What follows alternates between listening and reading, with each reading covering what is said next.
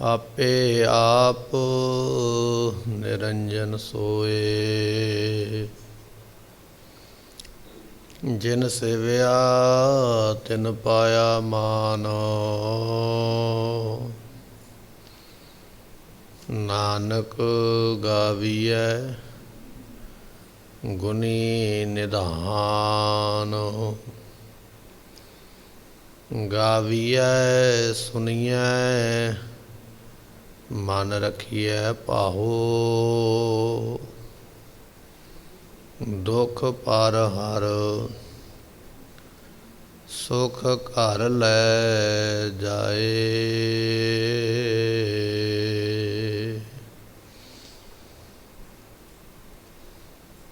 ਤੇਰੇ ਕਵਨ ਕਵਨ ਗੁਣ ਕਹਿ ਕਹਿ ਗਾਵਾਂ। ਤੂੰ ਸਾਹਿਬ ਗੁਣੀ ਨਿਧਾਨਾ। ਤੁਮਰੀ ਮਹਿਮਾ ਵਰਨ ਨ ਸਕੂੰ।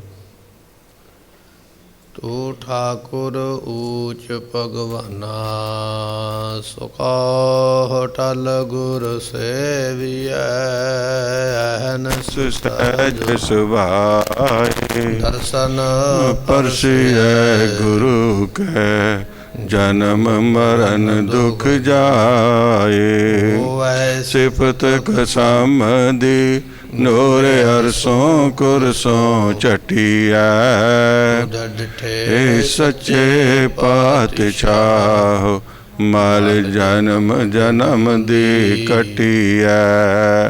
ਡਿਠੇ ਸੱਚੇ ਪਾਤਸ਼ਾਹ ਮਲ ਜਨਮ ਜਨਮ ਦੀ ਕਟੀਐ।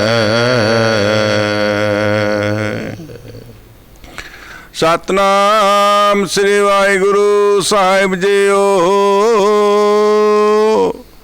ਸ਼ਲੋਕ ਮਹਲਾ ਤੀਜਾ।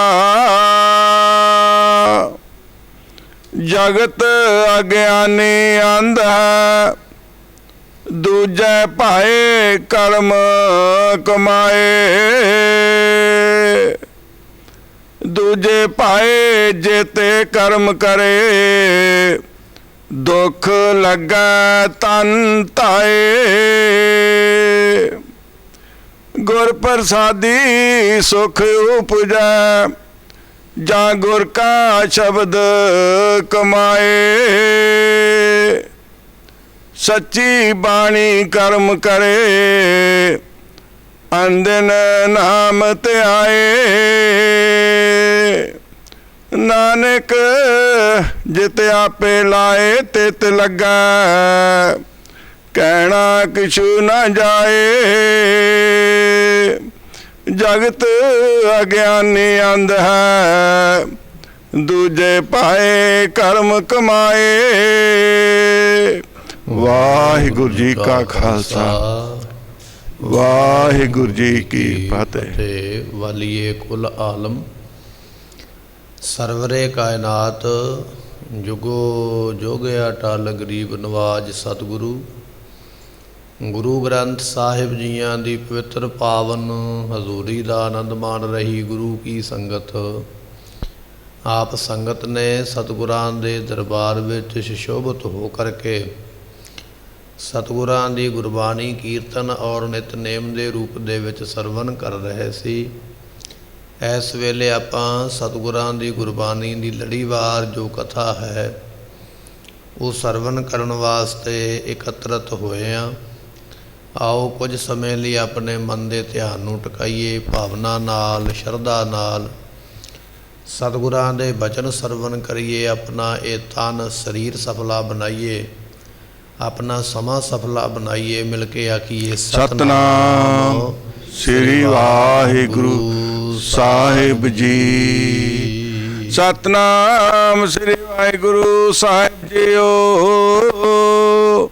ਸ਼ਲੋਕ ਮਹਲਾ ਤੀਜਾ।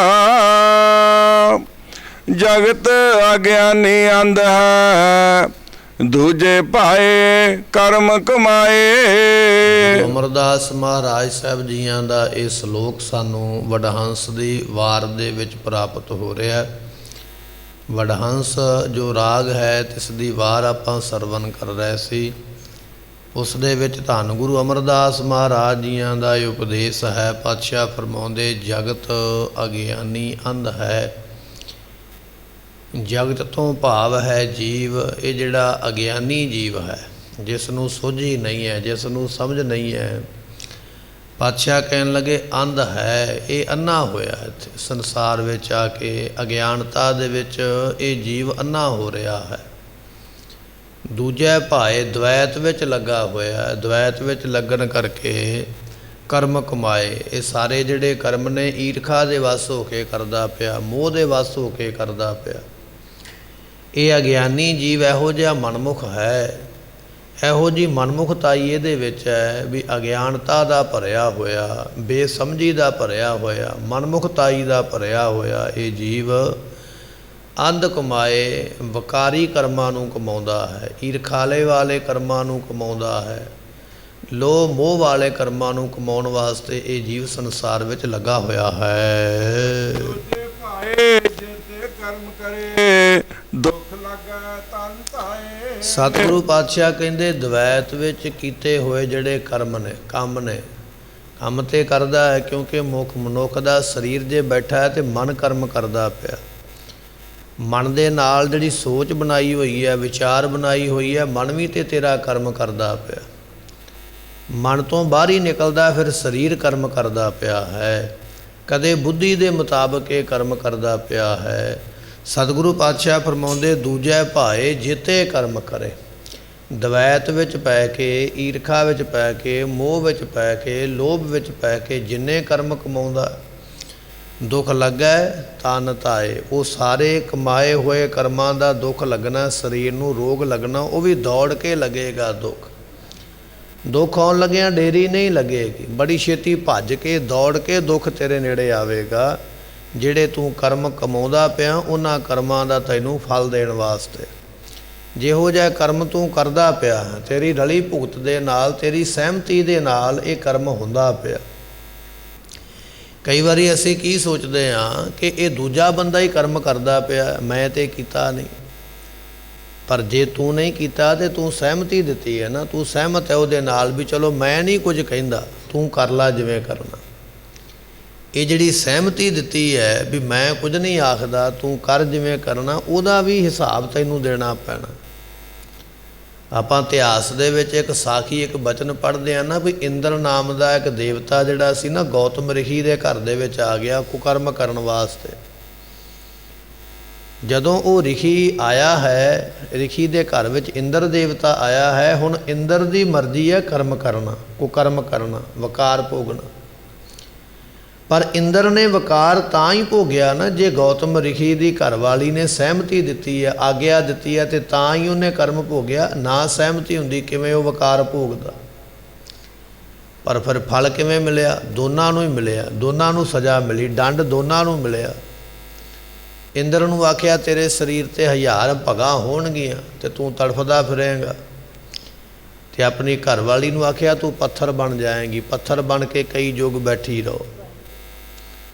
ਹੁਣ ਇਹ ਸਾਖੀ ਜਿਹੜੀ ਹੈ, ਇਹ ਜਿਹੜਾ ਇਤਿਹਾਸ ਹੈ ਗ੍ਰੰਥਾਂ ਵਿੱਚ ਲਿਖਿਆ ਹੋਇਆ ਹੈ। ਪਰ ਪਾਤਸ਼ਾਹ ਕਹਿਣ ਲੱਗੇ ਇੰਦਰ ਨੂੰ ਤੇ ਸਜ਼ਾ ਮਿਲੀ, ਉਹਨੇ ਕਰਮ ਕੀਤਾ, ਪਰ ਸਜ਼ਾ ਨਾਲ ਹਾਲਿਆ ਨੂੰ ਵੀ ਮਿਲੀ ਹੈ, ਗੌਤਮ ਦੀ ਘਰਵਾਲੀ ਨੂੰ। ਕਿਉਂ? ਉਹਨੇ ਸਹਿਮਤੀ ਦਿੱਤੀ ਹੈ। ਕਈ ਵਾਰੀ ਅਸੀਂ ਕੀ ਸੋਚਦੇ ਹਾਂ ਵੀ ਮੈਂ ਨਹੀਂ ਪਾਪ ਕਰਮ ਕਰਦਾ ਪਿਆ, ਇਹ ਦੂਜਾ ਕਰਦਾ ਪਿਆ, ਚਲੋ ਕੋਈ ਨਹੀਂ ਕਰ ਲੈਣ ਦਿਓ, ਮੇਰਾ ਇਹਦੇ ਵਿੱਚ ਕੀ ਜਾਂਦਾ।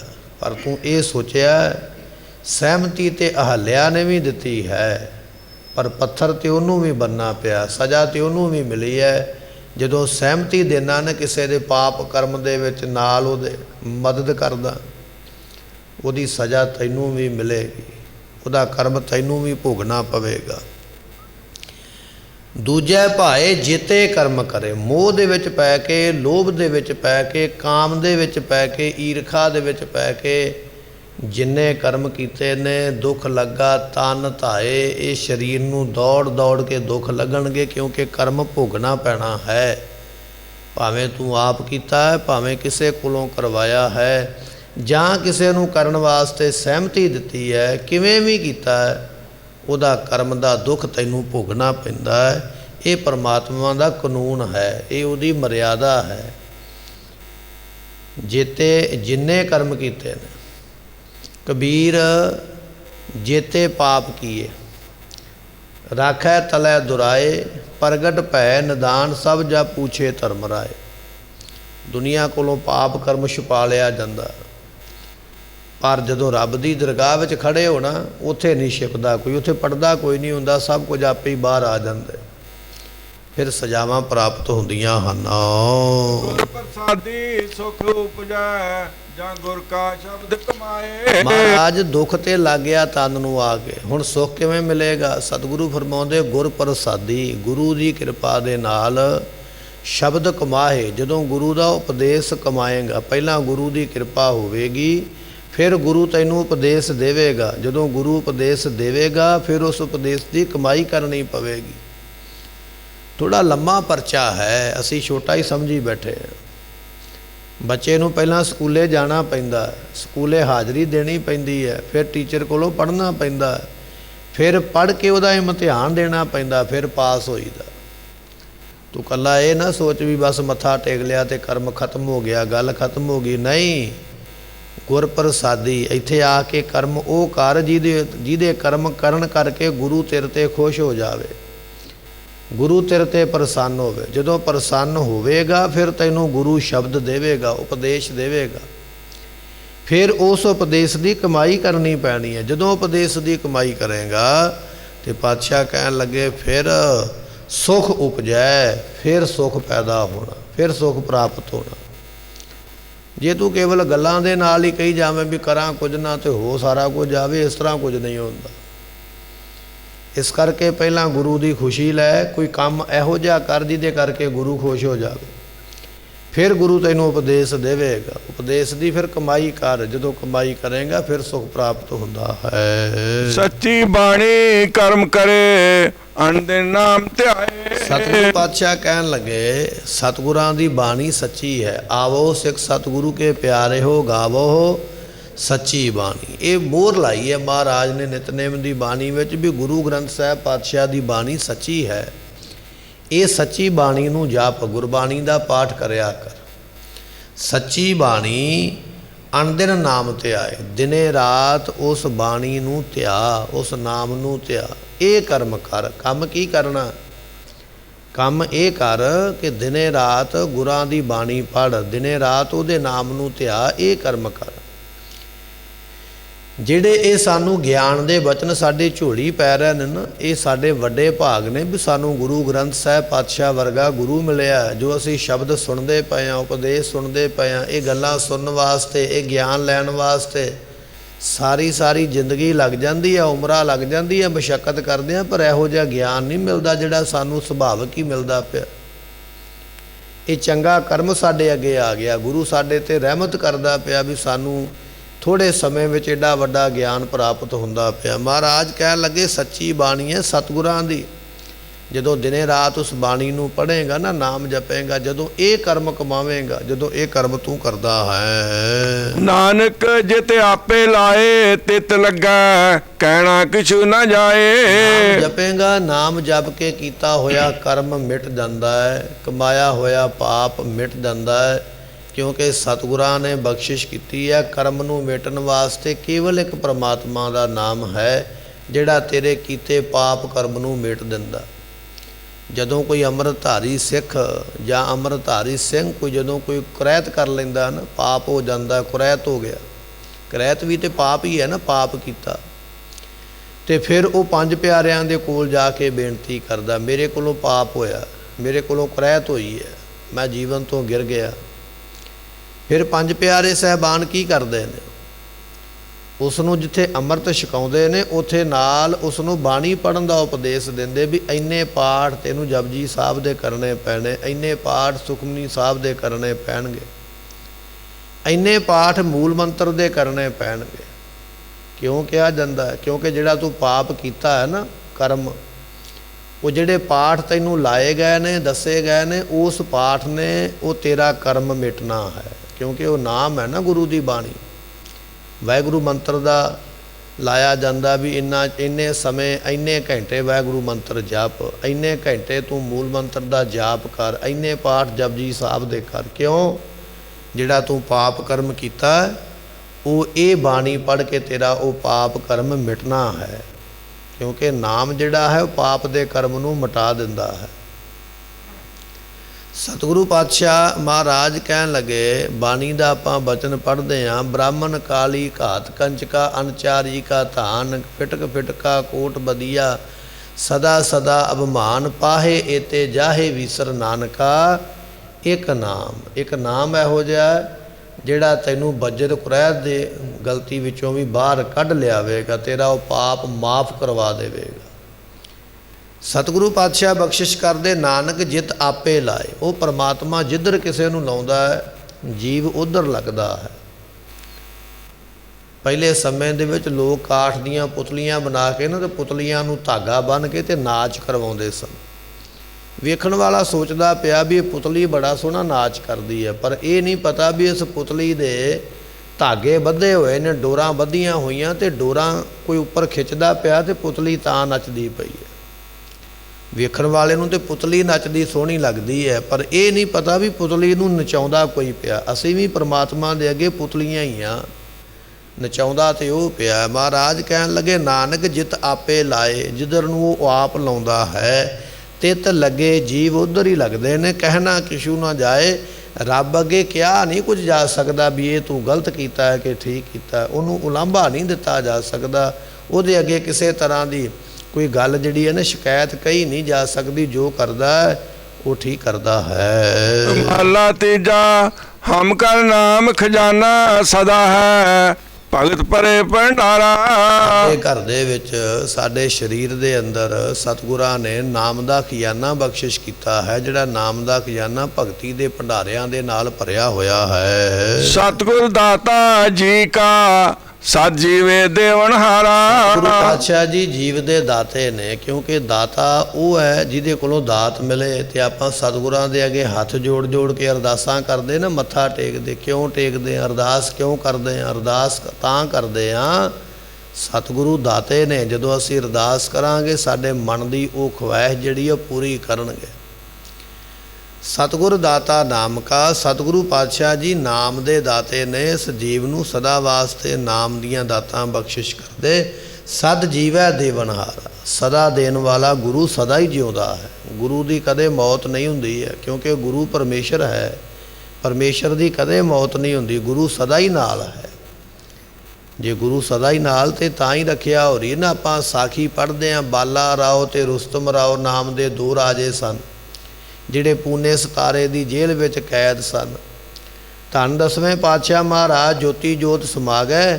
ਇਹਨਾਂ ਰਾਜਿਆਂ ਨੇ ਫਿਰ ਵੀ ਗੁਰੂ ਨੂੰ ਯਾਦ ਕੀਤਾ, ਤੇ ਸਤਿਗੁਰੂ ਪਾਤਸ਼ਾਹ ਨੇ 30 ਸਾਲਾਂ ਬਾਅਦ, ਜੋਤੀ ਜੋਤ ਸਮਾਇਆ ਨੂੰ 30 ਸਾਲ ਹੋ ਗਿਆ, 30 ਸਾਲਾਂ ਬਾਅਦ ਇਹਨਾਂ ਰਾਜਿਆਂ ਨੂੰ ਕੱਢ ਲਿਆ ਜਾ ਕੇ ਉਸ ਜੇਲ੍ਹ ਦੇ ਵਿੱਚੋਂ, ਤੇ ਮਨਮਾੜ ਲਿਆ ਕੇ ਉਹਨਾਂ ਨੂੰ ਯਾਦ ਕਰਵਾਇਆ। ਅੱਜ ਉੱਥੇ ਗੁਰਦੁਆਰਾ ਸਾਹਿਬ ਸੁਸ਼ੋਭਿਤ ਹੈ। ਸਤਿਗੁਰੂ ਸਦਾ ਹੀ ਜਿਉਂਦੇ ਨੇ। ਇਹ ਨਹੀਂ ਵੀ ਉਹ ਸਰੀਰ ਉਹਨਾਂ ਨੇ ਛੱਡ ਦਿੱਤਾ ਤੇ ਹੁਣ ਗੁਰੂ ਹੈ ਹੀ ਨਹੀਂ। ਸਤਿਗੁਰ ਸਿੱਖ ਕੀ ਕਰੈ ਪ੍ਰਤਪਾਲ, ਸੇਵਕ ਕੋ ਗੁਰ ਸਦਾ ਦਿਆਲ। ਬਾਣੀ ਦਾ ਬਚਨ ਪੜ੍ਹਦੇ ਹਾਂ, ਗੁਰੂ ਤੇ ਸਦਾ ਹੀ ਦਿਆਲੂ ਹੈ, ਸਦਾ ਹੀ ਪ੍ਰਤਪਾਲਨਾ ਕਰਦਾ, ਆਪਣੇ ਸਿੱਖ ਦੀ ਪਾਲਦਾ ਹੈ। ਅੰਦਰ ਕੀਰਤਨ ਸਦਾ ਕਰੈ, ਗੁਰ ਕੇ ਸ਼ਬਦ ਅਪਾਰਾ। ਜਿਹੜਾ ਅਪਾਰ ਹੈ ਨਾ ਪਰਮਾਤਮਾ, ਉਸ ਦੀ ਪ੍ਰਾਪਤੀ ਦਾ ਸ਼ਬਦ ਉਪਦੇਸ਼ ਗੁਰੂ ਪਾਤਸ਼ਾਹ ਬਖਸ਼ਿਸ਼ ਕਰਦੇ। ਤੇ ਗੁਰਮੁਖ ਜਿਹੜੇ ਨੇ ਫਿਰ ਦਿਨੇ ਰਾਤ ਉਸ ਦੀ ਕੀਰਤੀ ਕਰਦੇ, ਨਾਮ ਜਪਦੇ ਗੁਰੂ ਕਿਰਪਾ ਦੇ ਨਾਲ। ਸ਼ਬਦ ਗੁਰੂ ਕਾ ਸਾਧੂ ਉਚਰੈ, ਜੁਗ ਜੁਗ ਵਰਤਾਵਨ ਹਾਰਾ। ਗੁਰੂ ਪਾਤਸ਼ਾਹ ਐਸੇ ਨੇ, ਗੁਰੂ ਐਸੋ ਜਿਹਾ ਜਿਹੜਾ ਜੁਗਾਂ ਜੁਗਾਂ ਦੇ ਵਿੱਚ ਨਾਮ ਦੀ ਦਾਤ ਵੰਡਦਾ ਰਿਹਾ। ਕੱਲਾ ਇਹ ਨਹੀਂ ਵੀ ਅਸੀਂ ਹੁਣ ਕਲਯੁਗ ਵਿੱਚ ਆਏ ਹਾਂ ਤੇ ਸਾਨੂੰ ਹੀ ਨਾਮ ਮਿਲਿਆ। ਗੁਰੂ ਸ਼ਬਦ ਜਿਹੜਾ ਹੈ ਨਾ, ਗੁਰੂ ਤੇ ਜੁਗਾਂ ਜੁਗਾਂ ਤੋਂ ਨਾਮ ਦੀ ਦਾਤ ਵੰਡਦਾ ਰਿਹਾ। ਆਪਾਂ ਪਿਛਲੇ ਦੀਵਾਨਾਂ ਵਿੱਚ ਬਚਨ ਸਰਵਣ ਕੀਤਾ ਸੀ ਨਾ ਕਿ ਭਗਤ ਪ੍ਰਹਿਲਾਦ ਨੂੰ ਗੁਰੂ ਮਿਲਿਆ ਨਾਰਦ, ਤੇ ਨਾਰਦ ਨੇ ਆਖਿਆ ਵੀ ਨਾਮ ਜਪ, ਤੇ ਭਗਤ ਪ੍ਰਹਿਲਾਦ ਜੀਆਂ ਨੇ ਨਾਮ ਜਪਿਆ। ਹਰਨਾਕਸ਼ ਮਰ ਗਿਆ ਤੇ ਪ੍ਰਹਿਲਾਦ ਜੀ ਸਦਾ ਵਾਸਤੇ ਅਮਰ ਹੋ ਗਏ। ਇਹ ਆਪਾਂ ਬਚਨ ਸਰਵਣ ਕਰਕੇ ਆਏ। ਇਸੇ ਤਰ੍ਹਾਂ ਗੁਰੂ ਮਿਲਿਆ ਹੈ ਭਗਵਾਨ ਰਾਮਚੰਦਰ ਜੀਆਂ ਨੂੰ। ਵਸ਼ਿਸ਼ਟ ਜੀ ਮਿਲੇ ਗੁਰੂ, ਉਹਨਾਂ ਨੇ ਨਾਮ ਜਪਾ ਕੇ ਰਾਮਚੰਦਰ ਜੀਆਂ ਦਾ ਭਲਾ ਕੀਤਾ। ਭਗਵਾਨ ਕ੍ਰਿਸ਼ਨ ਵਰਗਿਆਂ ਨੂੰ ਦੁਰਵਾਸ਼ਾ ਵਰਗੇ ਗੁਰੂ ਮਿਲ ਗਏ। ਇਸੇ ਤਰ੍ਹਾਂ ਜਨਕ ਵਰਗਿਆਂ ਨੂੰ ਅਸ਼ਟਾਵਕਰ ਵਰਗੇ ਗੁਰੂ ਮਿਲ ਗਏ। ਗੁਰੂ ਤੇ ਜੁਗਾਂ ਜੁਗਾਂ ਤੋਂ ਕਿਸੇ ਨਾ ਕਿਸੇ ਰੂਪ ਦੇ ਵਿੱਚ ਆਉਂਦਾ ਹੀ ਰਿਹਾ ਨਾਮ ਦੇਣ ਵਾਸਤੇ, ਕਿਉਂਕਿ ਨਾਮ ਦੀ ਦਾਤ ਗੁਰੂ ਦੇ ਕੋਲ ਪ੍ਰਮਾਤਮਾ ਨੇ ਰੱਖੀ ਹੋਈ ਹੈ। ਜੁਗ ਜੁਗ ਵਰਤਾਵਨਹਾਰਾ, ਜੁਗਾਂ ਜੁਗਾਂ ਵਿੱਚ ਨਾਮ ਨੂੰ ਵਰਤਾਉਣ ਵਾਲੇ ਗੁਰੂ ਪਾਤਸ਼ਾਹ ਹੋਏ ਨੇ। ਅਤੇ ਉਹ ਸਤਿਗੁਰਾਂ, ਉਹ ਜਿਹੜੇ ਸਤਿਗੁਰੂ ਹਨ, ਉਹ ਸਦਾ ਹੀ ਗੁਰੂ ਦਾ ਸ਼ਬਦ ਦੇ ਕੇ ਸਿੱਖ ਦੇ ਕੋਲੋਂ ਕਹਿੰਦੇ ਭਾਈ ਇਸ ਉਪਦੇਸ਼ ਨੂੰ ਜਪ ਤੇਰਾ ਭਲਾ ਹੋਵੇਗਾ। ਦੂਰ ਕਿਉਂ ਜਾਈਏ? ਹੁਣੇ ਆਪਾਂ ਸਾਖੀ ਸਰਵਣ ਕੀਤੀ ਹੈ ਨਾ ਵੀ 1000 ਭਗਾਂ ਦਾ ਸ਼ਰਾਫ ਮਿਲਿਆ ਰਾਜੇ ਇੰਦਰ ਨੂੰ, ਸਵਰਗਾਂ ਦਾ ਰਾਜਾ। ਕਹਿੰਦੇ ਫੁੱਲਾਂ ਦੀ ਬਗੀਚੀ ਵਿੱਚ ਜਾ ਕੇ ਲੁੱਕ ਕੇ ਬੈਠ ਗਿਆ ਵੀ ਦੁਨੀਆ ਨੂੰ ਕੀ ਮੂੰਹ ਵਿਖਾਵਾਂ, ਆਪਣੇ ਰਾਜਿਆਂ ਨੂੰ ਜਾ ਕੇ ਕੀ ਵਿਖਾਵਾਂ ਵੀ ਮੈਂ ਕੀ ਕਰਕੇ ਆਇਆ। ਜਦੋਂ ਲੱਭਾ ਨਹੀਂ ਨਾ ਇੰਦਰ, ਤੇ ਉਸ ਵੇਲੇ ਫਿਰ ਬ੍ਰਹਸਪਤ ਗੁਰੂ ਹੈ ਦੇਵਤਿਆਂ ਦਾ, ਫਿਰ ਉਹਨੇ ਜਾ ਕੇ ਪੁੱਛਿਆ, ਕਹਿਣ ਲੱਗਾ ਇੰਦਰ ਲੁਕਿਆ ਕਿਉਂ ਹੈ? ਕਹਿੰਦਾ ਜੀ ਆਹ ਪਾਪ ਹੋਇਆ ਮੇਰੇ ਕੋਲ। ਤੇ ਫਿਰ ਗੁਰੂ ਨੇ ਨਾਮ ਜਪਾਇਆ, ਕਹਿਣ ਲੱਗੇ ਨਾਮ ਜਪ, ਸਾਡੇ ਮਗਰ ਮਗਰ ਬੋਲ, ਤੇਰਾ ਇਹ ਕਰਮ ਅਸੀਂ ਛੁਡਾ ਦਿੰਦੇ।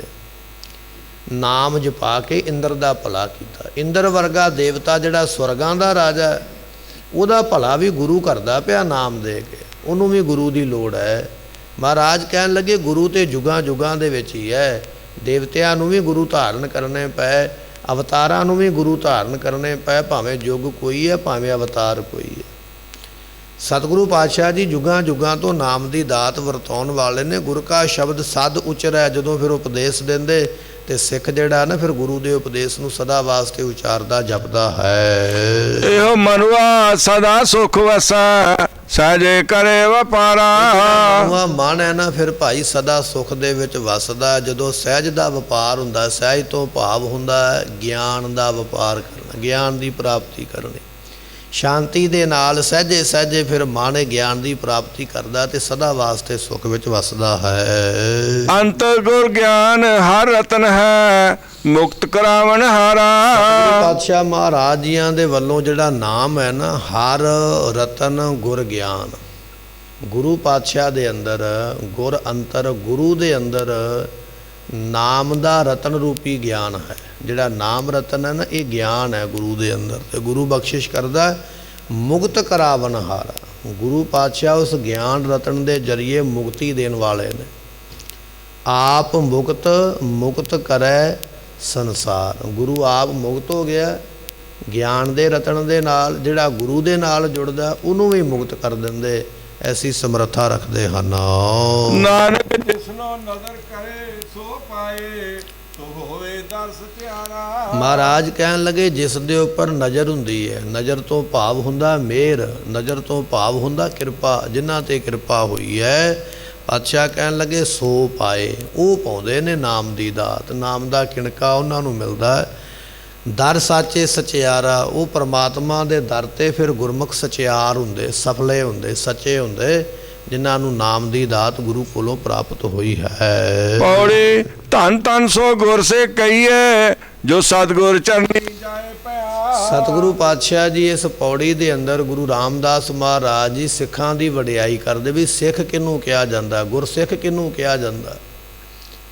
ਅਸੀਂ ਤੇ ਦੁਨੀਆ ਦੇ ਵਿੱਚ ਐਵੇਂ ਨਾਮ ਦੇ ਸਿੱਖ ਬਣੇ ਹੋਏ ਆ, ਪਰ ਸਿੱਖ ਦੇ ਲੱਛਣ ਕੀ ਨੇ ਉਹ ਮਹਾਰਾਜ ਦੱਸਦੇ। ਕਹਿਣ ਲੱਗੇ ਧੰਨ ਧੰਨ ਸੋ ਗੁਰਸਿੱਖ ਕਹੀਏ, ਉਸ ਗੁਰੂ ਦੇ ਸਿੱਖ ਨੂੰ ਧੰਨ ਕਹੀਏ, ਧੰਨ ਕਹੀਏ। ਉਹ ਧੰਨ ਸਿੱਖ ਹੈ ਕਿਹੜਾ? ਮਹਾਰਾਜ ਕਹਿਣ ਲੱਗੇ ਜੋ ਗੁਰ ਚਰਣੀ ਜਾਏ ਪਿਆ, ਜਿਹੜਾ ਗੁਰੂ ਦੇ ਚਰਨਾਂ ਤੇ ਆ ਕੇ ਪੈ ਗਿਆ। ਜਿਸ ਨੇ ਆਖਿਆ ਤੁਧ ਨੂੰ ਛੋੜ ਪ੍ਰਭ ਜਾਈਏ, ਕੈ ਧਾਰ ਆਨ ਬੀਆ ਤੇਰੀ ਸੰਸਰ। ਜਿਹਨੇ ਆਖਿਆ ਗੁਰੂ ਪਾਤਸ਼ਾਹ ਮੈਂ ਇੱਥੇ ਡਿੱਗ ਪਿਆ, ਹੁਣ ਇੱਥੋਂ ਮੈਂ ਕਿਤੇ ਨਹੀਂ ਜਾਣਾ, ਮੈਂ ਤੇਰਾ ਹੀ ਹਾਂ। ਸਗਲ ਦੁਆਰ ਕੋ ਛੱਡ ਕੇ ਗਏ ਹੋ ਤੁਹਾਰੋ ਦੁਆਰ। ਜਿਹਨੇ ਇਹ ਬੇਨਤੀ ਕੀਤੀ ਹੈ ਨਾ ਆ ਕੇ ਵੀ ਬਸ ਮੈਂ ਤੁਹਾਡੇ ਚਰਨਾਂ ਦੇ ਨਾਲ ਹੀ ਜੁੜਿਆ, ਤੇ ਭਾਵੇਂ ਰੱਖ ਲਓ ਤੇ ਭਾਵੇਂ ਮਾਰ ਲਓ, ਉਹ ਹੈ ਗੁਰੂ ਕਾ ਸਿੱਖ, ਉਹ ਹੈ ਧੰਨ ਜਿਹੜਾ ਗੁਰੂ ਦੇ ਚਰਨਾਂ ਤੇ ਢਹਿ ਪਿਆ ਆ ਕੇ। ਜਿਸ ਨੇ ਆਖਿਆ ਵੀ ਮੈਨੂੰ ਇਹਨਾਂ ਬਿਨਾਂ ਆਸਰਾ ਕੋਈ ਨਹੀਂ। ਹੁਣ ਸਿੱਖ ਤੇ ਆਪਾਂ ਵੀ ਆ, ਮੱਥਾ ਤੇ ਆਪਾਂ ਵੀ ਟੇਕਦੇ, ਪਰ ਸਾਡਾ ਮੱਥਾ ਟੇਕਣਾ ਜਿਹੜਾ ਨਾ ਕਈਆਂ ਥਾਵਾਂ ਤੇ ਟਿਕਣ ਵਾਲਾ, ਇੱਥੇ ਵੀ ਨਿਵੇਗਾ ਉੱਥੇ ਵੀ ਨਿਵੇਗਾ, ਹੋਰ ਵੀ ਕਿਤੇ ਜਾ ਕੇ ਅਸੀਂ ਸਿਰ ਝੁਕਾਉਣਾ ਜ਼ਰੂਰ ਹੈ। ਮੜੀਆਂ ਮਸਾਨਾਂ ਨੂੰ, ਰੁੱਖਾਂ ਪੌਦਿਆਂ ਨੂੰ ਅਸੀਂ ਮੰਨਦੇ ਫਿਰਦੇ, ਉਹਨਾਂ ਦੇ ਮਗਰ ਮਗਰ ਤੁਰੇ ਫਿਰਦੇ। ਪਰ ਮਹਾਰਾਜ ਕਹਿਣ ਲੱਗੇ ਅਸਲ ਵਿੱਚ ਗੁਰੂ ਦਾ ਸਿੱਖ ਉਹ ਹੈ ਜਿਹੜਾ ਕੇਵਲ ਗੁਰੂ ਦੇ ਅੱਗੇ ਸੀਸ ਝੁਕਾਉਂਦਾ, ਗੁਰੂ ਤੋਂ ਬਿਨਾਂ ਨਹੀਂ ਕਿਸੇ ਦੇ ਅੱਗੇ ਝੁਕਿਆ। ਉਹ ਜਿਹੜਾ ਸੀਸ ਹੈ ਨਾ ਗੁਰੂ ਕੇ ਸਿੱਖ ਦਾ, ਉਹ ਧਨ ਹੈ।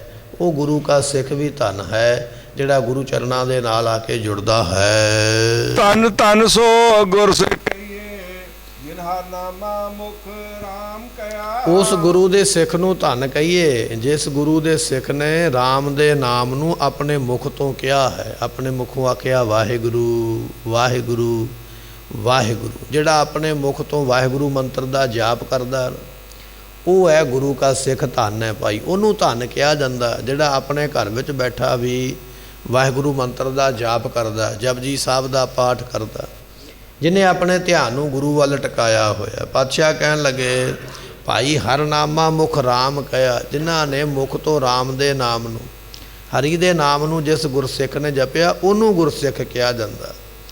ਕਈ ਵਾਰੀ ਆਪਾਂ ਕੀ ਕਰਦੇ ਹਾਂ, ਅਸੀਂ ਕੱਪੜੇ ਪਾ ਲੈਂਦੇ, ਅਸੀਂ ਕੇਸ ਵੀ ਰੱਖ ਲੈਂਦੇ, ਅਤੇ ਕੁਝ ਇਹੋ ਜਿਹੇ ਵੀ ਨੇ ਜਿਹੜੇ ਅੰਮ੍ਰਿਤ ਵੀ ਛਕ ਲੈਂਦੇ ਪਰ ਨਿਤਨੇਮ ਨਹੀਂ ਕਰਦੇ। ਸਾਡੇ ਵਿੱਚ ਨਿਤਨੇਮ ਦੀ ਬੜੀ ਵੱਡੀ ਘਾਟ ਹੈ। ਅਸੀਂ ਅੰਮ੍ਰਿਤ ਤੇ ਛਕ ਲਿਆ, ਵਿਖਾਵਾ ਤੇ ਬਣਾ ਲਿਆ ਵੀ ਮੈਂ ਸਿੱਖ ਹਾਂ, ਪਰ ਜਿਹੜਾ ਕਰਮ ਕਰਨਾ ਸੀ ਉਹ ਨਹੀਂ ਕੀਤਾ, ਨਿਤਨੇਮ ਨਹੀਂ ਕਰਦੇ। ਬੜੀ ਵੱਡੀ ਘਾਟ ਹੈ ਸਿੱਖਾਂ ਦੇ ਵਿੱਚ ਨਿਤਨੇਮ ਨਾਮ ਕਰਨਾ। ਅਤੇ ਜੇ ਨਿਤਨੇਮ ਕੀਤਾ ਤਾਂ ਉਹਦਾ ਟਾਈਮ ਕੋਈ ਨਹੀਂ ਹੈ, ਕਦੇ 8 ਵਜੇ, ਕਦੇ 10 ਵਜੇ, ਕਦੇ ਸ਼ਾਮ ਨੂੰ। ਕਈ ਲੋਕ ਸ਼ਾਮ ਨੂੰ ਲੱਗੇ ਹੁੰਦੇ ਵੀ ਨਿਤਨੇਮ ਰਹਿ ਗਿਆ। ਇਹ ਕੋਈ ਲਾਭ ਨਹੀਂ ਹੈ ਵੀ ਤੇਰਾ ਟਾਈਮ ਹੀ ਕੋਈ ਨਹੀਂ ਹੈ। ਜਿਸ ਗੁਰੂ ਦਾ ਤੂੰ ਸਿੱਖ ਬਣਿਆ, ਜਿਸ ਗੁਰੂ ਦੀ ਫੌਜ ਵਿੱਚ ਤੂੰ ਭਰਤੀ ਹੋਇਆ, ਜਿਹੜੇ ਫੌਜ ਵਿੱਚ ਭਰਤੀ ਹੁੰਦੇ ਨੇ ਜਾਂ ਫੌਜ ਵਿੱਚੋਂ ਰਿਟਾਇਰ ਹੋ ਕੇ ਆਏ, ਉਹਨਾਂ ਨੂੰ ਪੁੱਛੋ ਵੀ ਉਹਨਾਂ ਦੀ ਇੱਕ ਮਰਿਆਦਾ ਹੈ। ਜਿਹੜਾ ਕੰਮ ਜਿਹੜੇ ਟਾਈਮ 'ਤੇ ਕਰਨਾ ਉਸੇ ਟਾਈਮ 'ਤੇ ਹੀ ਕਰਨਾ। ਜੇ ਹੁਣ ਜੰਗ ਸਵੇਰੇ ਲੱਗਾ ਤੇ ਫੌਜੀ ਇਹ ਗੱਲ ਆਖੇ ਵੀ ਮੈਂ ਤਾਂ ਸ਼ਾਮ ਨੂੰ ਕਮਰੇ 'ਚੋਂ ਬਾਹਰ ਨਿਕਲਾਂਗਾ ਤੇ ਨਹਾ ਧੋ ਕੇ ਫਿਰ ਜਾ ਕੇ ਲੜਾਂਗਾ, ਤੇ ਉਹ ਫੌਜੀ ਨੂੰ ਫੌਜ ਰੱਖਣਗੇ, ਉਹ ਭਜਾ ਦੇਣਗੇ ਵੀ ਤੇਰਾ ਕੀ ਕਰਨਾ, ਜੰਗ ਤੇ ਸਵੇਰੇ ਲੱਗੀ ਆ, ਤੂੰ ਰਾਤ ਨੂੰ ਕਮਰੇ 'ਚੋਂ ਬਾਹਰ ਨਿਕਲਿਆ। ਪਰ ਅਸੀਂ ਗੁਰੂ ਦੀ ਫੌਜ ਵਿੱਚ ਭਰਤੀ ਤੇ ਹੋ ਗਏ, 10ਵੇਂ ਪਾਤਸ਼ਾਹ ਦੀ ਫੌਜ ਵਿੱਚ ਭਰਤੀ ਹੋ ਗਿਆ। ਨਿਤਨੇਮ ਕਰਨ ਵੇਲੇ ਅਸੀਂ ਆਖਦੇ ਵੀ ਟਾਈਮ ਹੀ ਨਹੀਂ ਹੈਗਾ ਮੇਰੇ ਕੋਲ, ਮੈਂ ਤਾਂ ਰਾਤ ਨੂੰ ਕਰਾਂਗਾ। ਤੇ ਜਾਂ ਕੀ ਕਰਦੇ, ਗਿਣੀ ਜਾਣਗੇ, ਅੱਜ ਨਹੀਂ ਨਿਤਨੇਮ ਕੀਤਾ, ਕੱਲ੍ਹ ਨਹੀਂ ਕੀਤਾ, ਪਰਸੋਂ ਨਹੀਂ ਕੀਤਾ, ਮੇਰੇ 5 ਨਿਤਨੇਮ ਇਕੱਠੇ ਹੋ ਗਏ। ਜਿੱਦਣ ਟਾਈਮ ਮਿਲੇਗਾ ਨਾ 5 ਇਕੱਠੇ ਹੀ ਫਾਹ ਵੱਢਾਂਗਾ। ਫਾਹੇ ਵੱਢਣ ਵਾਲੀ ਗੱਲ ਹੁੰਦੀ, ਉਹ ਨਿਤਨੇਮ ਕੋਈ ਨਹੀਂ ਹੈ। ਨਿਤਨੇਮ ਤੋਂ ਭਾਵ ਸੀ ਨਿੱਤ ਦੇ ਨਾਲ ਕੀਤਾ ਨੇਮ, ਨੇਮ ਦੇ ਨਾਲ ਨਿੱਤ ਹਰ ਰੋਜ਼ ਉਸੇ ਟਾਈਮ 'ਤੇ ਉਹ ਕਰਮ ਕਰਨਾ। ਪਰ ਨਹੀਂ, ਅਸੀਂ ਸਿੱਖ ਹਾਂ ਮਹਾਰਾਜ ਜੀਆਂ ਦੇ ਜ਼ਰੂਰ, ਪਰ ਬਹੁਤੇ ਸਿੱਖ ਉਹ ਨੇ ਜਿਹੜੇ ਨਿਤਨੇਮ ਨਹੀਂ ਕਰਦੇ, 5 ਬਾਣੀਆਂ ਦਾ ਪਾਠ ਨਹੀਂ ਕਰਦੇ। ਜਿਹੜੇ ਪਾਠ ਨਹੀਂ ਕਰਦੇ ਉਹਨਾਂ ਦੇ ਕੋਲ ਇੱਕ ਸਵਾਲ ਵੀ ਹੈ। ਉਹ ਕਹਿੰਦੇ ਵੀ ਸਾਨੂੰ ਪਾਠ ਨਹੀਂ ਕਰਨਾ ਆਉਂਦਾ। ਚਲੋ ਨਹੀਂ ਕਰਨਾ ਆਉਂਦਾ, ਛੁੱਟੀ ਹੋ ਗਈ, ਕਰਨਾ ਹੀ ਨਹੀਂ ਆਉਂਦਾ, ਕੀ ਕਰੀਏ। ਹੁਣ ਜੇ ਬੱਚਾ ਸਕੂਲ ਜਾ ਕੇ ਇਹ ਆਖੇ ਮੈਨੂੰ ਪੜ੍ਹਨਾ ਹੀ ਨਹੀਂ ਆਉਂਦਾ, ਤੇ ਬੱਚੇ ਦੇ ਮਨ ਵਿੱਚ ਇਹ ਆ ਵੀ ਮੈਂ ਇਹ ਗੱਲ ਕਹਾਂਗਾ ਤੇ ਬਸ ਮੇਰਾ ਟੀਚਰ ਆਖੇਗਾ ਵੀ ਚੱਲ ਤੂੰ ਨਜ਼ਾਰੇ ਲੈ, ਨਹੀਂ ਪੜ੍ਹਨਾ ਆਉਂਦਾ। ਜੇ ਉਹਨੇ ਕਹਿਤਾ ਨਾ ਪੜ੍ਹਨਾ ਨਹੀਂ ਆਉਂਦਾ ਤੇ ਡੰਡਾ ਪਰੇਡ ਨਾਲ ਹੀ ਹੋਣੀ ਵੀ ਪੜ੍ਹਨਾ ਕਿਉਂ ਨਹੀਂ ਆਉਂਦਾ, ਇੱਥੇ ਕੀ ਲੈਣ ਆਉਂਦਾ ਤੂੰ। ਜੇ ਅਸੀਂ ਇਹ ਗੱਲ ਕਹੀਏ ਨਾ ਵੀ ਮੈਨੂੰ ਨਿਤਨੇਮ ਆਉਂਦਾ ਹੀ ਨਹੀਂ, ਇੱਥੇ ਛੁਟਕਾਰਾ ਨਹੀਂ ਹੋ ਗਿਆ, ਛੁੱਟੀ ਨਹੀਂ ਮਿਲਣੀ ਹੈ ਵੀ ਨਹੀਂ ਆਉਂਦਾ। ਮਹਾਰਾਜ ਕਹਿਣ ਲੱਗੇ ਜੋ ਪ੍ਰਾਣੀ ਗੋਬਿੰਦ ਧਿਆਵੈ, ਪੜ੍ਹਿਆ ਅਨ ਪੜ੍ਹਿਆ ਪਰਮਗਤ ਪਾਵੈ। ਰੱਬ ਦੀ ਦਰਗਾਹ ਦੇ ਵਿੱਚ ਜਦੋਂ ਮੁਕਤੀ ਮਿਲਣੀ ਹੈ ਨਾ, ਉੱਥੇ ਇਹ ਨਹੀਂ ਪੁੱਛਿਆ ਜਾਣਾ ਵੀ ਤੂੰ ਦੁਨੀਆ ਦੀ ਪੜ੍ਹਾਈ ਕਿੰਨੀ ਕੀਤੀ ਹੈ ਜਾਂ ਤੂੰ ਬਿਲਕੁਲ ਨਹੀਂ ਪੜ੍ਹਿਆ, ਇਹ ਨਹੀਂ ਪੁੱਛਦੇ। ਉੱਥੇ ਇਹ ਪੁੱਛਿਆ ਜਾਣਾ ਵੀ ਤੂੰ ਨਾਮ ਕਿੰਨਾ ਕੁ ਜਪਿਆ। ਤੇ ਸਾਡਾ ਸਵਾਲ ਇਹ ਹੋਣਾ ਵੀ ਮੈਨੂੰ ਤੇ ਬਾਣੀ ਨਹੀਂ ਪੜ੍ਹਨੀ ਆਉਂਦੀ, ਮੈਂ ਕਿਵੇਂ ਪੜ੍ਹਦਾ। ਤੇ ਫਿਰ ਜਵਾਬ ਅੱਗੋਂ ਇਹ ਮਿਲਣਾ ਵੀ ਵਾਹਿਗੁਰੂ ਮੰਤਰ ਜਿਹੜਾ ਨਾ, ਅਨਪੜ੍ਹ ਬੰਦਾ ਜਿਹਨੂੰ ਬਿਲਕੁਲ ਨਹੀਂ ਨਾ ਪਤਾ ਕਿਸੇ ਗੱਲ ਦਾ, ਦੁਨੀਆ ਦਾ ਨਹੀਂ ਪਤਾ ਜਿਹਨੂੰ, ਉਹ ਵੀ ਵਾਹਿਗੁਰੂ ਮੰਤਰ ਨੂੰ ਜ਼ੁਬਾਨੀ ਯਾਦ ਕਰ ਲੈਂਦਾ। ਜ਼ੁਬਾਨੀ ਯਾਦ, ਸਾਨੂੰ ਜ਼ੁਬਾਨੀ ਯਾਦ ਹੈ। ਹੁਣ ਅਸੀਂ ਕੀ ਆਖਾਂਗੇ, ਬਾਣੀ ਤੇ ਨਹੀਂ ਪੜ੍ਹਨੀ ਆਉਂਦੀ, ਸਾਨੂੰ ਬਹਾਨਾ ਮਿਲ ਗਿਆ, ਪਰ ਇਹ ਤਾਂ ਨਹੀਂ ਨਾ ਕਹਿ ਸਕਦੇ ਵੀ ਮੈਨੂੰ ਹੁਣ ਵਾਹਿਗੁਰੂ ਵੀ ਨਹੀਂ ਕਹਿਣਾ ਆਉਂਦਾ। ਸਾਡੇ ਧਰਮ ਦੇ ਜਿਹੜੇ ਪੈਰੋਕਾਰ ਨੇ ਜਾਂ ਵਿਦਵਾਨ ਨੇ, ਉਹਨਾਂ ਨੇ ਇਹ ਗੱਲ ਰੱਖੀ ਹੈ, ਜਦੋਂ ਅਸੀਂ 5 ਪਿਆਰਿਆਂ ਕੋਲੋਂ ਅੰਮ੍ਰਿਤ ਛਕਦੇ ਹਾਂ ਉਦੋਂ ਇਹ ਗੱਲ ਦੱਸਦੇ ਨੇ ਵੀ ਜੇ ਬਾਣੀ ਨਹੀਂ ਨਾ ਪੜ੍ਹਨੀ ਆਉਂਦੀ, ਨਿਤਨੇਮ ਨਹੀਂ ਨਾ ਕਰਨਾ ਆਉਂਦਾ, ਤੇ ਘੱਟੋ ਘੱਟ 2.5 ਘੰਟੇ ਰੋਜ਼ ਵਾਹਿਗੁਰੂ ਮੰਤਰ ਦਾ ਜਾਪ ਕਰ। 1.25 ਘੰਟਾ ਸਵੇਰੇ ਉੱਠ ਕੇ ਬੈਠ, 1.25 ਘੰਟਾ ਸ਼ਾਮ ਨੂੰ ਬੈਠ। ਜਿੰਨਾ ਸਮਾਂ ਨਿਤਨੇਮ ਕਰਦਿਆਂ ਲੱਗਦਾ ਓਨਾ ਸਮਾਂ ਤੇਰੇ ਮੂੰਹ ਦੇ ਵਿੱਚੋਂ ਵਾਹਿਗੁਰੂ ਮੰਤਰ ਚੱਲੇ। ਨਹੀਂ ਪੜ੍ਹਨੀ ਆਉਂਦੀ ਕੋਈ ਗੱਲ ਨਹੀਂ, ਪਰ ਇਹ ਕਰ ਲਾ। ਤੇ ਹੁਣ ਜੇ ਅਸੀਂ ਆਖੀਏ ਵੀ ਮੇਰੇ ਕੋਲ ਇਹ ਵੀ ਟਾਈਮ ਨਹੀਂ ਹੈਗਾ, ਤੇ ਫਿਰ ਮਾੜੀ ਗੱਲ ਹੀ ਹੋਈ ਨਾ, ਫਿਰ ਬਹਾਨਾ ਤੇ ਨਾ ਕੋਈ ਹੋਇਆ, ਫਿਰ ਤੇ ਇਹ ਗੱਲ ਹੋ ਗਈ ਵੀ ਮੈਂ ਕਰਨਾ ਹੀ ਨਹੀਂ। ਪਰ ਬਹੁਤਾਤ ਉਹ ਲੋਕ ਨੇ ਅੰਮ੍ਰਿਤ ਛਕਿਆ ਜ਼ਰੂਰ ਹੈ ਪਰ ਨਿਤਨੇਮ ਨਹੀਂ ਹੈ। ਨਿਤਨੇਮ ਕਰਨ ਵਾਲੇ ਕਹਿੰਦੇ ਕਰਨਾ ਨਹੀਂ ਆਉਂਦਾ। ਫਿਰ ਆਖਿਆ ਵਾਹਿਗੁਰੂ ਮੰਤਰ ਕਰ ਲਾ, ਹੁਣ ਅੱਗੋਂ ਬਹਾਨਾ ਆ ਗਿਆ ਵੀ ਮੇਰੇ ਕੋਲ ਟਾਈਮ ਹੀ ਨਹੀਂ ਹੈ। ਇਹ ਹੈ ਸਾਡੀ ਅੱਜ ਦੀ ਹਾਲਤ। ਅਸੀਂ ਇਹ ਗੱਲ ਕਹਿੰਦੇ ਜ਼ਰੂਰ ਹਾਂ ਵੀ ਮੈਂ ਗੁਰੂ ਕਾ ਸਿੱਖ ਹਾਂ, ਮੈਂ ਸਿੱਖੀ ਧਾਰਨ ਕੀਤੀ ਹੈ, ਪਰ ਬਾਣੀ ਸਾਡੇ ਕੋਲੋਂ ਦੂਰ ਹੈ। ਬਾਣੀ ਤੋਂ ਅਸੀਂ ਦੂਰ ਹੋ ਗਏ ਹਾਂ।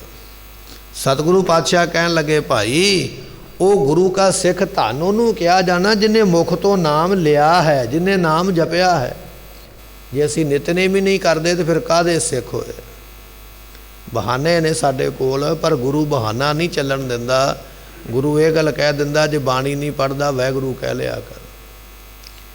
10ਵੇਂ ਪਾਤਸ਼ਾਹ ਮਹਾਰਾਜ ਦੇ ਕੋਲ ਇੱਕ ਸਿੱਖ ਆ ਗਿਆ। 10ਵੇਂ ਪਾਤਸ਼ਾਹ ਬੈਠੇ, ਦੀਵਾਨ ਸਜਿਆ ਹੋਇਆ। ਮਹਾਰਾਜ ਕਹਿੰਦੇ ਭਾਈ ਸਾਰੇ ਨਿਤਨੇਮ ਕਰਿਆ ਕਰੋ, ਬਾਣੀ ਪੜ੍ਹਿਆ ਕਰੋ। ਇੱਕ ਬਜ਼ੁਰਗ ਉੱਠਿਆ, 70-80 ਸਾਲ ਦੀ ਉਮਰ ਹੋਣੀ ਹੈ, ਕਹਿਣ ਲੱਗਾ ਮਹਾਰਾਜ ਮੈਂ ਤੇ ਅਨਪੜ੍ਹ ਹਾਂ, ਹੁਣ ਮੈਂ ਬੁੱਢਾ ਹੋ ਗਿਆ, ਹੁਣ ਤੁਸੀਂ ਆਖਦੇ ਹੋ ਬਾਣੀ ਪੜ੍ਹਿਆ ਕਰੋ। ਜੇ ਪਹਿਲਾਂ ਕਿਤੇ ਕਹਿ ਦਿੰਦੇ ਤਾਂ ਹੋ ਸਕਦਾ ਮੈਂ ਸਿੱਖ ਵੀ ਲੈਂਦਾ। ਹੁਣ ਇਸ ਉਮਰੇ ਕਿੱਥੋਂ ਸਿੱਖਾਂ ਜਾ ਕੇ? ਸਤਿਗੁਰਾਂ ਨੇ ਬਚਨ ਸੁਣੇ, ਕਹਿਣ ਲੱਗੇ ਕੋਈ ਨਹੀਂ ਤੇਰਾ ਪ੍ਰਬੰਧ ਕਰ ਦਿੰਦੇ। ਇੱਕ ਟੋਇਆ ਸੀ ਮਹਾਰਾਜ ਦੇ ਨਿਗਾਹ ਦੇ ਵਿੱਚ ਪੈਂਦਾ ਪਿਆ, ਇੱਕ ਟੋਇਆ ਮਿੱਟੀ ਦਾ ਪਟਿਆ ਹੋਇਆ। ਮਹਾਰਾਜ ਕਹਿੰਦੇ ਇਸ ਟੋਏ ਵਿੱਚ ਰੋਜ਼ ਇੱਕ ਪੱਥਰ ਪਾਇਆ ਕਰ ਆ ਕੇ, ਜਿੱਦਣ ਭਰ ਗਿਆ ਸਾਨੂੰ ਦੱਸ ਦੇਵੇਂ। ਕਹਿਣ ਲੱਗਾ ਠੀਕ ਹੈ। ਉਹਨੇ ਰੋਜ਼ ਇੱਕ ਪੱਥਰ ਸੁੱਟਣਾ ਤੇ ਕੁਝ ਦਿਨਾਂ ਵਿੱਚ ਪੱਥਰ ਸੁੱਟਦਿਆਂ ਟੋਇਆ ਭਰ ਗਿਆ। ਬੜਾ ਖੁਸ਼ ਹੋਇਆ ਵੀ ਜੋ ਮਹਾਰਾਜ ਨੇ ਆਖਿਆ ਮੈਂ ਤੇ ਪੂਰਾ ਕਰ ਦਿੱਤਾ। ਆ ਕੇ ਦੱਸਦਾ ਮਹਾਰਾਜ ਟੋਇਆ ਭਰ ਗਿਆ। ਸਤਿਗੁਰੂ ਪਾਤਸ਼ਾਹ ਕਹਿਣ ਲੱਗੇ ਇੱਕ ਇੱਕ ਪੱਥਰ ਸੁੱਟ ਕੇ ਟੋਇਆ ਭਰ ਦਿੱਤਾ ਹੈ। ਜੇ ਇੱਕ ਇੱਕ ਅੱਖਰ ਵੀ ਰੋਜ਼ ਯਾਦ ਕਰਦਾ ਤੇ ਅੱਜ ਨੂੰ ਤੈਨੂੰ 35 ਅੱਖਰ ਯਾਦ ਹੋ ਜਾਣੇ ਸਨ। ਤੂੰ ਆਖਦਾ ਨਾ ਬਾਣੀ ਨਹੀਂ ਪੜ੍ਹਨੀ ਆਉਂਦੀ, ਇਹ ਆ ਜਾਣੀ ਸੀ ਪੜ੍ਹਨੀ ਜੇ ਲੱਗ ਪੈਂਦਾ, ਪਰ ਅਸੀਂ ਲੱਗਣਾ ਹੀ ਨਹੀਂ ਤੇ ਫਿਰ ਕੀ ਹੋਵੇ? ਪਰ ਭਾਈ ਇਸ ਮੁਖ ਤੋਂ ਰਾਮ ਕਹੋਗੇ ਤਾਂ ਸਿੱਖ ਹੋ, ਰਾਮ ਜਪੋਗੇ ਤਾਂ ਸਫਲੇ ਹੁੰਦੇ ਹੋ। ਧੰਨ ਧੰਨ ਸੋ ਗੁਰ ਸਿੱਖ ਕਹੀਏ, ਜਿਸ ਹਰ ਨਾਮ ਸੁਣਿਆ ਮਨ ਆਨੰਦ ਭਇਆ। ਸਿੱਖ ਉਹ ਧੰਨ ਹੈ ਜਦੋਂ ਬਾਣੀ ਕੰਨਾਂ ਵਿੱਚ ਪੈਂਦੀ ਹੈ, ਕਹਿਣ ਲੱਗਾ ਪਰਮਾਤਮਾ ਤੇਰਾ ਸ਼ੁਕਰ ਹੈ। ਜਦੋਂ ਨਿਤਨੇਮ ਕੰਨਾਂ ਵਿੱਚ ਪਵੇ ਨਾ, ਸਪੀਕਰ ਦੀ ਆਵਾਜ਼ ਪਵੇ ਤੇ ਕਹਿੰਦਾ ਸ਼ੁਕਰ ਹੈ ਪਰਮਾਤਮਾ ਨਾਮ ਕੰਨਾਂ 'ਚ ਪਿਆ। ਗੁਰੂ ਕਾ ਸਿੱਖ ਉਹ ਹੈ ਜਦੋਂ ਕੀਰਤਨ ਦੀ ਧੁਨ ਕੰਨਾਂ ਵਿੱਚ ਪਵੇ ਤੇ ਉਹ ਸੁਣ ਕੇ ਆਖੇ ਵੀ ਮਹਾਰਾਜ ਸ਼ੁਕਰ ਹੈ ਤੇਰਾ, ਮੇਰੇ ਕੰਨਾਂ ਵਿੱਚ ਆਵਾਜ਼ ਪਈ ਹੈ। ਗੁਰੂ ਕਾ ਸਿੱਖ ਉਹ ਹੈ ਜਦੋਂ ਕਥਾ ਸੁਣਨ ਵਾਸਤੇ ਮਿਲੇ, ਆਖੇ ਮਹਾਰਾਜ ਧੰਨ ਆ ਮੈਂ ਜੋ ਤੁਸੀਂ ਮੈਨੂੰ ਇੰਨਾ ਨਵਾਜਿਆ। ਉਹ ਹੈ ਗੁਰੂ ਕਾ ਸਿੱਖ ਜਿਹੜਾ ਕੰਨਾਂ ਵਿੱਚ ਪਰਮਾਤਮਾ ਦੇ ਨਾਮ ਨੂੰ ਸੁਣੇ। ਤੇ ਸਾਡੀ ਤੇ ਬਿਰਤੀ ਉਲਟੀ ਹੋ ਗਈ ਹੈ, ਸਾਡਾ ਤੇ ਸੁਭਾਅ ਹੀ ਉਲਟਾ ਹੋ ਗਿਆ। ਅਸੀਂ ਆਖਦੇ ਵੀ ਨਾਮ ਨਹੀਂ ਕੰਨਾਂ 'ਚ ਪੈਣਾ ਚਾਹੀਦਾ। ਕਿਉਂ ਨਹੀਂ ਪੈਣਾ ਚਾਹੀਦਾ? ਉਹਦਾ ਬਹਾਨਾ ਲੱਭ ਲਿਆ ਵੀ ਮੇਰਾ ਤੇ ਇਸ ਵੇਲੇ ਬੱਚਾ ਪੜ੍ਹਦਾ। 24 ਘੰਟਿਆਂ ਵਿੱਚੋਂ ਬੱਚੇ ਤੇਰੇ ਨੇ ਉਸ ਵੇਲੇ ਹੀ ਪੜ੍ਹਨਾ ਜਦੋਂ ਨਿਤਨੇਮ ਹੋਣਾ, ਸ਼ਾਮ ਨੂੰ ਵੀ ਤੇ ਸਵੇਰੇ ਵੀ। ਕਾਰਨ ਇਹ ਹੈ ਵੀ ਮੇਰਾ ਹਰਮਨ ਪਿਆਰਾ ਟੀਵੀ ਤੇ ਕੋਈ ਨਾਟਕ ਚੱਲਦਾ ਪਿਆ ਜਿਹੜਾ ਮੈਂ ਵੇਖਣਾ ਹੈ ਤੇ ਉਹ ਆਵਾਜ਼ ਮੈਨੂੰ ਵੇਖਣ ਨਹੀਂ ਦਿੰਦੀ। ਬਹਾਨਾ ਇਹ ਹੈ ਪਰ ਲਾਇਆ ਕੁਝ ਹੋਰ ਹੈ। ਮਹਾਰਾਜ ਕਹਿਣ ਲੱਗੇ ਉਹ ਦੁਨੀਆ ਦੇ ਸਾਹਮਣੇ ਚਲਾਕੀ ਕਰਨ ਵਾਲਿਆ, ਇਹ ਤਾਂ ਨਹੀਂ ਵੀ 24 ਘੰਟੇ ਹੀ ਤੂੰ ਪੜ੍ਹਦਾ ਰਹਿੰਦਾ ਹੈ, ਇਹ ਤਾਂ ਬਹਾਨਾ ਹੈ ਤੇਰੇ ਕੋਲ। ਆਪਣੀ ਬਿਰਤੀ ਨੂੰ ਬਦਲ, ਆਪਣੇ ਸੁਭਾਅ ਨੂੰ ਬਦਲ। ਜਦੋਂ ਕਿਤੇ ਗੁਰੂ ਦੀ ਗੱਲ ਕੰਨਾਂ ਵਿੱਚ ਪਵੇ ਨਾ, ਉਦੋਂ ਆਖਿਆ ਕਰ ਧੰਨ ਨੇ ਮਹਾਰਾਜ ਜਿਨ੍ਹਾਂ ਨੇ ਮੈਨੂੰ ਨਿਵਾਜਿਆ ਇਸ ਆਵਾਜ਼ ਦੇ ਨਾਲ। ਧੰਨ ਧੰਨ ਸੋ ਗੁਰ ਸਿੱਖ ਕਹੀਏ, ਉਸ ਗੁਰੂ ਨੂੰ ਧੰਨ ਧੰਨ ਕਹੀਏ ਭਾਈ ਜਿਨ੍ਹਾਂ ਨੇ ਹਰਨਾਮ ਸੁਣਿਆ। ਜਦੋਂ ਨਾਮ ਕੰਨਾਂ ਵਿੱਚ ਸੁਣਿਆ ਮਨ ਆਨੰਦ ਭਇਆ, ਮਨ ਖੁਸ਼ ਹੋ ਗਿਆ, ਮਨ ਵਿੱਚ ਖੁਸ਼ੀ ਆ ਗਈ ਵੀ ਧੰਨ ਭਾਗ ਨੇ ਮੈਂ ਗੁਰੂ ਦੀ ਗੱਲ ਸੁਣੀ ਹੈ, ਕੰਨਾਂ ਵਿੱਚ ਪਈ ਹੈ। ਐਸੇ ਗੁਰਸਿੱਖਾਂ ਨੂੰ ਧੰਨ ਆਖਿਆ ਜਾਂਦਾ ਹੈ। ਧੰਨ ਧੰਨ ਸੋ ਗੁਰ ਸਿੱਖ ਕਹੀਏ, ਜਿਨ ਸਤਿਗੁਰ ਸੇਵਾ ਕਰ ਹਰ ਨਾਮ ਲਿਆ। ਗੁਰੂ ਕੇ ਸਿੱਖ ਨੂੰ ਧੰਨ ਕਹੀਏ ਜਿਸ ਨੇ ਗੁਰੂ ਦੀ ਸੇਵਾ ਕਰਕੇ ਫਿਰ ਨਾਮ ਪ੍ਰਾਪਤ ਕੀਤਾ। ਦੁਨੀਆ ਦਾ ਇਤਿਹਾਸ ਪੜ੍ਹ ਕੇ ਵੇਖ ਲਓ, ਦੁਨੀਆ ਦੇ ਗ੍ਰੰਥ ਪੜ੍ਹ ਕੇ ਵੇਖ ਲਓ, ਕਿਸੇ ਵੀ ਮਤ ਦੇ ਬਚਨ ਤੁਹਾਨੂੰ ਇਹ ਮਿਲੇਗਾ ਵੀ ਸੇਵਾ ਕਰਕੇ ਫਿਰ ਨਾਮ ਪ੍ਰਾਪਤ ਹੁੰਦਾ, ਸੇਵਾ ਕਰਕੇ ਫਿਰ ਪਰਮਾਤਮਾ ਪ੍ਰਾਪਤ ਹੁੰਦਾ। ਸੇਵਾ ਤੋਂ ਬਿਨਾਂ, ਗੁਰੂ ਦੀ ਖੁਸ਼ੀ ਤੋਂ ਬਿਨਾਂ ਉਹਦੀ ਪ੍ਰਾਪਤੀ ਨਹੀਂ ਹੈ। ਬਾਬਾ ਫਰੀਦ ਸਾਹਿਬ ਦਾ ਇਤਿਹਾਸ ਪੜ੍ਹੀਏ ਨਾ, 48 ਸਾਲ ਉਹਨਾਂ ਨੇ ਬੰਦਗੀ ਵਿੱਚ ਲਾ ਦਿੱਤੇ। 48 ਸਾਲ, 48 ਸਾਲਾਂ ਬਾਅਦ ਆਪਣੇ ਮੁਰਸ਼ਿਦ ਨੂੰ, ਆਪਣੇ ਗੁਰੂ ਨੂੰ ਪ੍ਰਸੰਨ ਕੀਤਾ, ਖੁਸ਼ ਕੀਤਾ। ਫਰੀਦਾ ਗਲੀਏ ਚਿੱਕੜ ਦੂਰ ਘਰ, नाल प्यारे नेहो, चल्लां तां भिज्या कंबली, रहां तां टुटै नेहो, भिजो सिजो कंबली, अल्लाह वरसै मेहो, जाए मिला तिन सजना, टुटै नाही नेहो। गुरबाणी दे विच उन्हां ने बचन लिखे। कहन लगे जदों सेवा करके फिर गुरु प्रसन्न किया तो फिर उन्होंने परमात्मा दे नाल मिलाप करा दिता, प्राप्ति करवा दी। तो बाबा फरीद साहब जियां दी बाणी गुरु ग्रंथ साहब दे विच दर्ज है। महाराज कहन लगे भाई गुरु इहो जिहा है जिस गुरु दे कोल आके जिन्हां ने सेवा की है उन्हां नूं नाम मिलिया। सेवा बिना नाम नहीं जे मिलता, गुरु की खुशी बिना नहीं जे मिलता, नहीं जपिया जाता जिन्ना चਿਰ सेवा नहीं करता है। हरि जो गुर कै भाणै गुर सिख चलिया। गुरु पातशाह कहन लगे उस गुरसिख नूं हो सदा नमस्कारी। नमस्कारी तो भाव हुंदा मत्था टेकना, नमस्कार करनी। नमस्कार तिसी को हमारी सकल प्रजा जिन्हें आप सवारी। नमस्कार किनू करनी है, मत्था किनू टेकना, सानू हाले तक ये नहीं पता लगा। चौपी साहब का पाठ तो असी करते हैं। महाराज कहन लगे नमस्कार तिसही को हमारी, साड़ी नमस्कार उन्होंने है सकल प्रजा जिन्हें आप सवारी, जिसने सारी प्रजा बनाई है, जिसने सारी दुनिया बनाई है, जो सारी दुनिया नू सवारन वाला, जो दुनिया नू बनाने वाला है। साड़ी नमस्कार उहदे मूहरे है, उन्होंने असी सिर झुकाउंदे हैं दुनिया बनाने वाले। सतगुरु इत्थे बख्शिश करते हैं, कहन लगे तिस गुरसिख को हो सदा नमस्कारी। उस गुरसिख नूं नमस्कार करिए। वो गुरसिख धनता दे योग है जो गुर कै भाणे गुरसिख चलिया। जेड़ा सिख गुरु दे भाणे में चलिया। भाणा मनना बड़ा औखा है, भाणा मनना बड़ा कठिन है। असीं कह दिंदे आ भी मैं भाणे दे विच आ, मैं ते हुक्म दे विच आ, पर भाणे हुक्म दे विच तां हाँ क्योंकि साडा योर कोई नहीं है। पशु नूं संगल दे नाल बद्धा है ना पशु नूं, तो पशु आखदा मैं बड़ा आग्याकारी। क्यों? वेखो मैं संगल ते किला छड्ड के नहीं गया। पर पशु नूं ये कौन समझावे भी किला ते संगल तू तां नहीं छड्डिया, तू बद्धा होया तां तू उत्थे हुक्म मनदा पिया। कहने विच तू तां उत्थे बैठा भी संगल तैनूं बन्न के बैठा। पर जे तेरा संगल खोल दईए तो फिर तू की उत्थे बैठा रहेगा, तू भज जाएगा झाटी। पर पशु के मन में यह है भी मैं तो आग्या दे विच आ, मैं किले नूं छड्ड के नहीं गया। असल दे विच आग्या दे विच तू नहीं, तैनूं लियांदा गया, संगल ने तैनूं रखिया भी इत्थे रह, इत्थों पासे नहीं जाना। पर आग्या विच तां होना सी जे संगल खुला होवे तां भी तू उत्थे खलोता होवे, तां है आग्या दे विच, तां है हुक्म दे विच। हालत साड़ी उस तरह की है। मैं आखदा मैं बड़े भाणे विच आ, मैं हुक्म दे विच आ। कारण यह भी मेरा जोर नहीं चलता रब दे अगे भी जो मैं करना चाहता मैनू कर नहीं दिंदा, तां आ भाणे में। जे किते मेरे को ताकत आ जाए ना पशु के खुलण वांग, तो फिर मैं रब का कहना मना या दुनिया का भला करा, फिर पता लगना भी मैं भाणे विच हाँ कि नहीं हाँ। ये तो ताकत ही नहीं ना कोल, ना ताकत होने करके आखदा भी मैं भाणे विच आ।